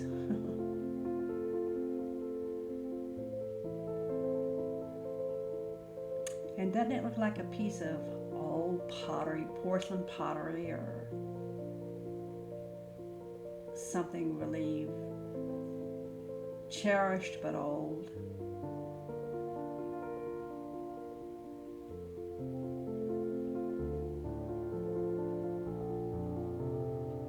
And once you've got it as antique-y looking as you like, all that's left is putting the varnish on. And remember, no water-based product. I can't find the camera. I'm trying to show you the antique paste in the color umber from Pentart. That's what that is. But from this point on, or actually from the point before this, no water-based product whatsoever. I use Pentart's solvent-based varnish, and it's amazing.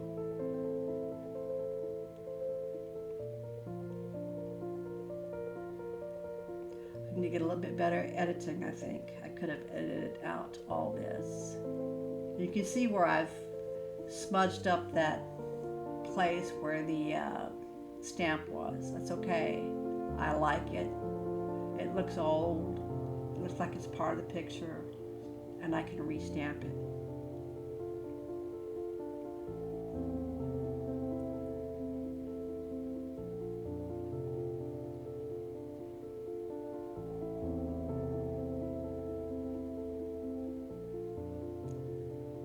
This is the clear varnish from Pentart. It's glossy. I think they do make a satin one. I haven't tried it yet, but I intend to. Make sure that you are in a ventilated room. Open a window. It does have a pretty strong odor. I don't think it smells bad. Some people might, but it's very strong. It's very strong, so make sure that you're in a ventilated room. If you can, open a window. Don't do it with young children in the room. I wouldn't. Just, use precautions. And right here, I'm just making sure that everything's dry and set before I put that varnish on. Probably didn't have to do this, but I felt better about doing it, so I did it.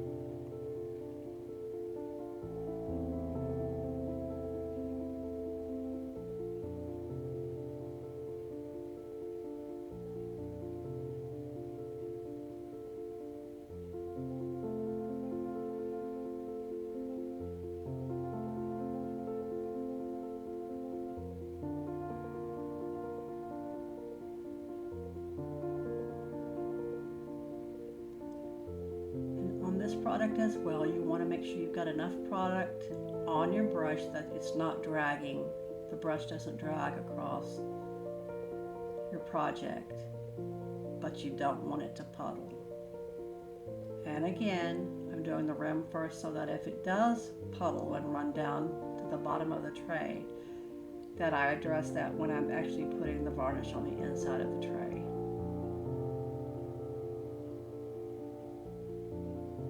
The stuff is sticky, so you might want to put some type of craft paper down up underneath your project.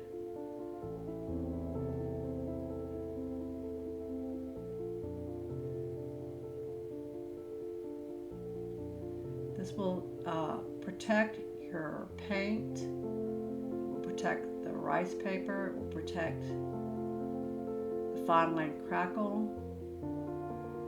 You want to put some type of varnish, whether it's either satin or glossy. Satin would be pretty too. And I can't remember if they have a matte. I would have to look, but you do want to protect your work, and this will do that.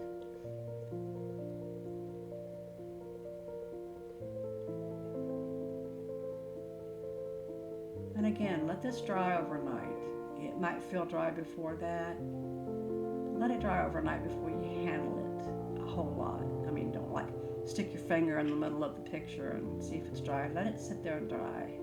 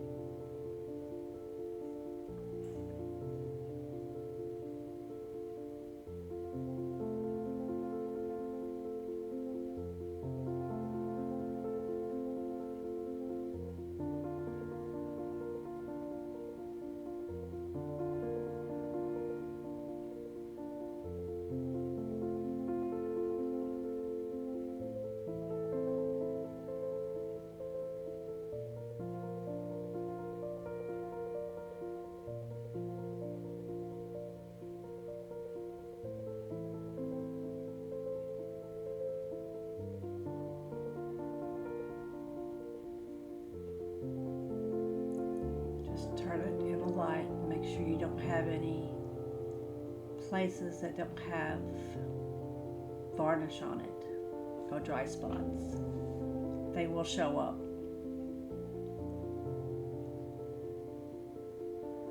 And what I like to do is I like to use the same paintbrush for my varnish every time.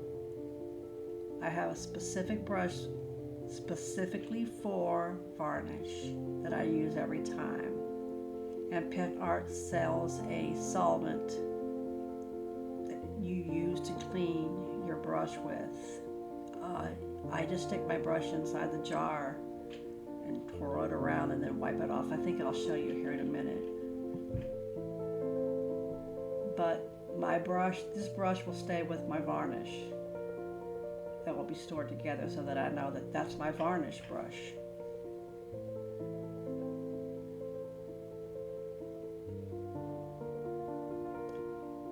And that is a completed project.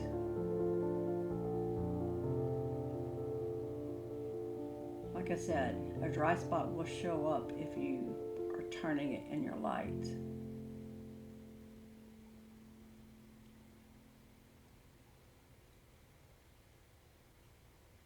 Just make sure that you're putting product on and not taking it off with your brush. You will be able to feel the difference. It will feel like you're taking something off instead of putting something on.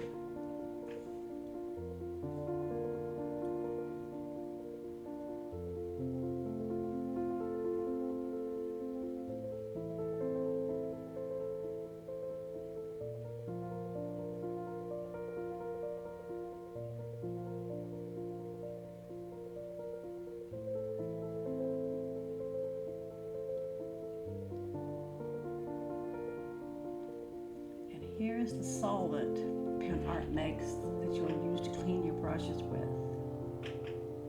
Don't use water or soap and water. Use this solvent to clean your varnish brush with every time.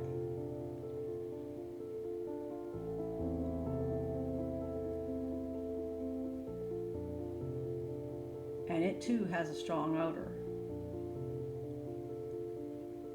And what I do is I just take my brush, twirl it around in that solvent, and that's how I'm cleaning it. Instead of soap and water, I'm using this. And it'll take and remove the excess varnish off your brush. And then you're just going to take it and use a paper towel and dry it off. Now say for instance you didn't get all the varnish off when you did this, and the next time you pick up your brush it feels a little stiff. Just stick it back in the solvent and clean it off again, and it'll be fine.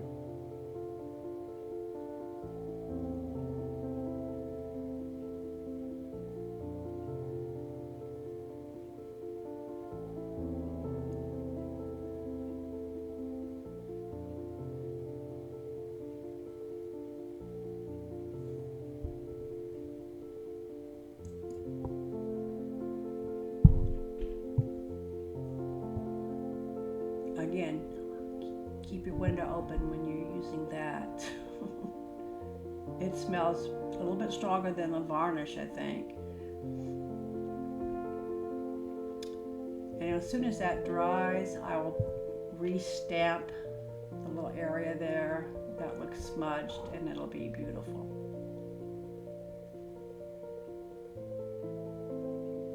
I hope this inspires you to try something new.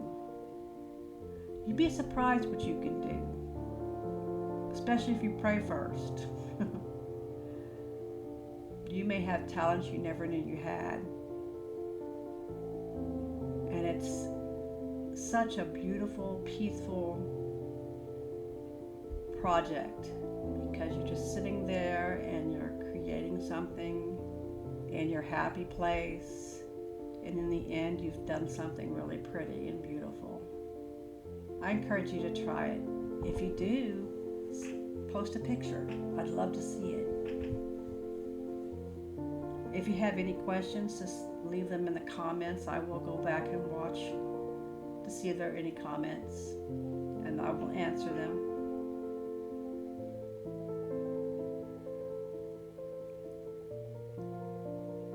Again, don't worry about that smudge. I'll fix it once it's dry.